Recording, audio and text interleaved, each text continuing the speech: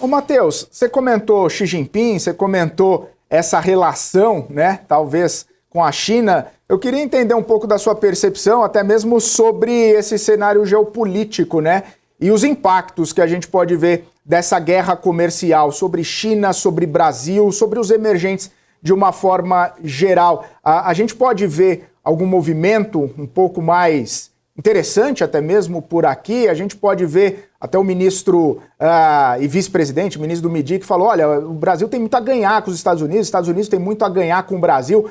Nesse movimento geopolítico, o que a gente pode ver sobrar aqui para os emergentes? Perfeito. Na verdade, o Brasil não só tem a ganhar com os Estados Unidos, mas tem a ganhar caso haja um tom de guerra comercial renovado contra a China, né? Porque a China iria procurar outros mercados.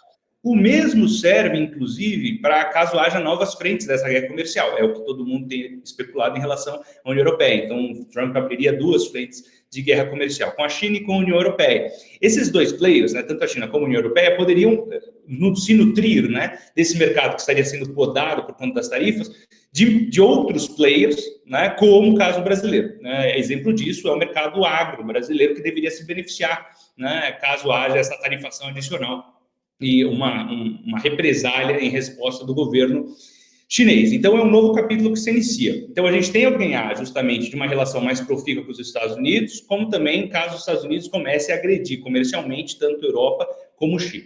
Um segundo ponto o Trump tem uma política negocial, e ele já falou mais de uma vez que o Brasil tarifa demais, né? Então, ele ia querer nivelar o campo.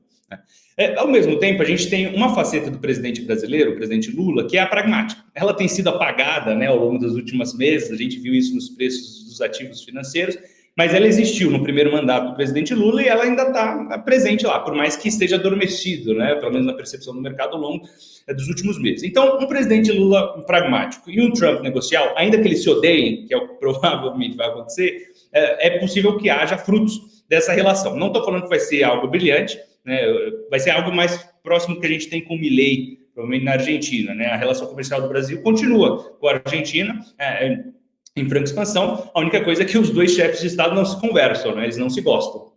Até ficou caricato aquela cena em que o Lula sorriu para todos os líderes do G20, menos para o Milei, né? Então, provavelmente vai ser isso que vai acontecer, né? Não vai sorrir para o Trump, mas vai continuar trabalhando. E, ao mesmo tempo, o Trump vai criar essas novas frentes de guerra comercial em que tanto a União Europeia como a China vão poder se beneficiar. O novo passo de acordo do Mercosul com a União Europeia foi nessa direção, a União Europeia já se preparando, né, para essa nova faceta de tarifas que podem pesar sobre o continente de maneira geral, a antecipação dos empresários chineses, as tarifas americanas, né, mandando um monte de exportação no último mês do ano, superando as expectativas, batendo recorde, né, de superávit na balança comercial chinesa, também é um sinal do que pode estar acontecendo já nos bastidores. Mas, francamente, eu não sou tão pessimista assim com essa abordagem que todo mundo está temendo do Trump, né? O Brasil, querendo ou não, está numa fase de transição agora e as lideranças da direita global que estão se unindo na posse do Trump sabem disso, entendem isso. E veio o Brasil como um dos candidatos, assim como foi em 2024, vários outros países, e são também na sequência, né, outros países em 2025, candidato para mudança de pêndulo político. Então, o Trump sabe disso, ele está observando essa movimentação em linha com o que a gente tem visto ao redor do mundo, né? Então, não pode excluir 100% o Brasil da mesa de negociação, ainda que o Brasil seja um player mais apagadinho, né? Mais recentemente, até mesmo porque, né, vamos sediar COP, né, esse ano, e também cúpula de BRICS.